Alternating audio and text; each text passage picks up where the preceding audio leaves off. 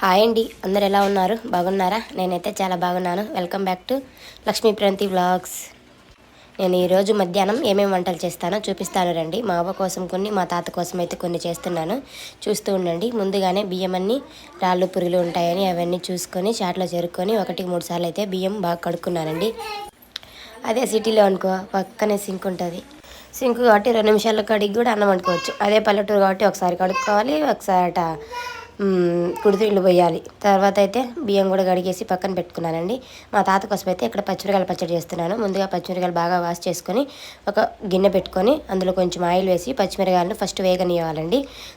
రెండు మిక్స్ చేయకూడదండి. పచ్చిమిరకాయలు టమాటాలు రెండు మిక్స్ చేస్తే టమాటాలు ఏమో మగ్గిపోతాయి, పచ్చిమిరకాయలు మగ్గవు.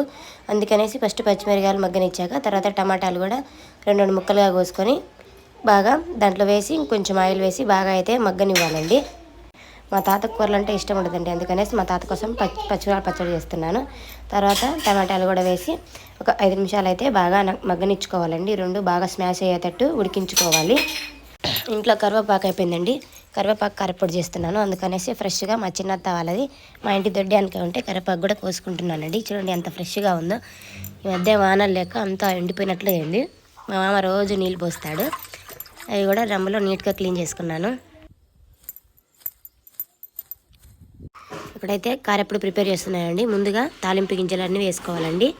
ధనియాలు, జీలకర్ర, పచ్చెనపప్పు అలాగే మినపప్పు వేసుకొని కొంచెం ఆయిల్ వేసుకొని బాగా ఫ్రై చేసుకోవాలండి. ఒక 5 నిమిషాల పాటు అయితే బాగా ఫ్రై చేసుకుంటున్నానండి. పక్కన పచ్చడి కూడా పెట్టాను కదా, అది కూడా రెండు బ్యాలెన్స్ చేసుకుంటున్నాను. టైం వేస్ట్ చేయకూడదు.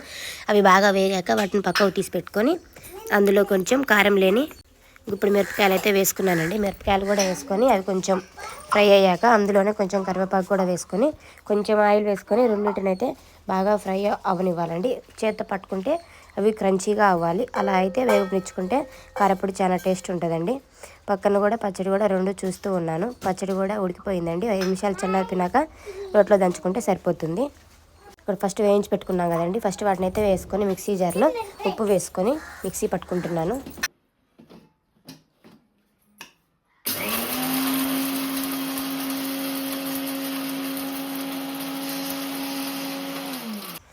తర్వాత మిరపకాయలు అలాగే కరివేపాకు కూడా వేయించి పెట్టుకున్నాను కదండి, దాన్ని కూడా దాంట్లోనే మిక్సీ పడుతున్నానండి. చూస్తూ ఉండండి.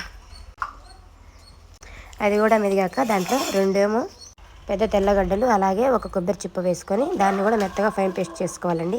ఇదిగోండి కరివేపాకు కారపొడి రెడీ అయిపోయింది. ఇవి బాలింతలు పత్యం ఉన్న వాళ్ళు తింటే బాగుంటుందండి. ఇడ్లీ దోశలకి బాగా ఉంటుంది. ఇదిగోండి ఇక్కడ మా తాతకి మిక్సీ పడితే చట్నీ నచ్చదండి, అందుకోసం అతని కోసం రోట్లో రాకపోయినా నేర్చుకుని మరీ దంచుతున్నానండి. ఫస్ట్ తెల్లబాయలు ఉల్లిపాయలు వేసి బాగా కచ్చాపచ్చాగా దంచుకోవాలి. తర్వాత ఫస్ట్ పచ్చిమిరపకాయలు వేసుకొని దంచుకోవాలండి. ముందే టమాటాలు పచ్చిమిరపకాయలు వేస్తే టమాటాలు ఏమో మెరిగిపోతాయి, పచ్చిమిరకాయలు నలగవు. అందుకనేసి ఫస్ట్ మిరపకాయలు వేసినాక పట్టుకొని బాగా దంచుకోవాలి. దాంట్లో ముడిచింతకు వేసుకొని పట్టుకున్నానండి. ముడిచింతకు వేయటం ద్వారా కారం కూడా అంత ఉండదు. చింతకాయలతో చేస్తారండి ముడిచింతకు. ఇక్కడ పల్లెటూరులో అయితే దొరుకుతుంది, అది సిటీలో అసలు ఉండదు. ఇక్కడ మా అవ్వ కోసం అయితే దొండకాయ ఫ్రై అయితే పెడుతున్నానండి. మా అవ్వకి ఈ మధ్య కంటి ఆపరేషన్ అయింది, ఆమె పచ్చడి తినకూడదు అనేసి దొండకాయ ఫ్రై అయితే పెడుతున్నానండి. దొండకాయ ముక్కల్ని 4 భాగాలుగా కాకుండా రౌండ్గా కట్ చేసుకొని కర్రీ చేస్తున్నాను. ఇందాక మిరపకాయలు వేయించాను కదా, ఆ బాండిలోనే కొంచెం ఆయిల్ వేసుకొని తాలింపు గింజలు వేసుకొని కరివేపాకు వేసి అలాగే సన్నగా తరిగిన ఉల్లిపాయలు కూడా వేసి బాగా వేగాక ఇందులోనే దొండకాయ ముక్కలు కూడా వేసి ఫస్ట్ ఉప్పు పసుపు అయితే వేసి బాగా కలుపుకున్నానండి. కలుపుకొని ఒక 5 నిమిషాల పాటు బాగా మగ్గనిచ్చుకోవాలి. ఇంతలోపు టైం వేస్ట్ కాకూడదు అనేసి ఇక్కడ మజ్జిగ కూడా చేస్తున్నానండి. మాకు ఇన్ని బర్రెలున్నా మా తాత వాళ్ళు పెరుగు అయితే తినరండి. పెరుగు వాతము నొప్పులు అనేసి మజ్జిగ చేస్తాను డైలీ. ఉదయం సాయంత్రం మధ్యాహ్నం 3 పూట్ల మజ్జిగ తాగుతామండి. ఉదయం టిఫను, మధ్యాహ్నం సాయంత్రం అయితే మజ్జిగ చేసుకొని తాగుతాము. ఎవరికైనా బర్రెలు ఉన్న వాళ్ళకి మజ్జిగ తాగటమే ఇష్టం అండి. పెరుగు తినటం వాళ్ళకు మనసు ఒప్పదు. మళ్ళీ పెరుగు తింటే పాలు తగ్గిపోతాయి అనేసి ఈ విధంగా అయితే మజ్జిగ కూడా చేసేసుకున్నానండి. మజ్జిగ కూడా చేసేసుకొని బాగా కలితిప్పుకొని పక్కనైతే పెట్టుకున్నాను. అందులో ప్లేట్ కూడా పెట్టేసుకొని బయట చెంబు కూడా పెట్టుకున్నానండి.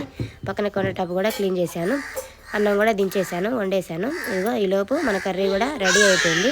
దీన్ని ఇంకాసేపు ఒక 5 నిమిషాల పాటు బాగా ఉడికించుకోవాలండి.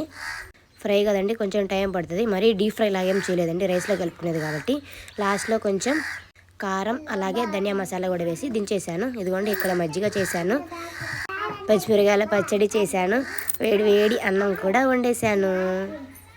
దొండకాయ ఫ్రై కూడా రెడీ అయింది. నా వీడియో కనుక మీకు నచ్చినట్లయితే ఒక లైక్ చేయండి, అలాగే సబ్స్క్రైబ్ చేసుకోండి అబ్బా. Take care, bye bye.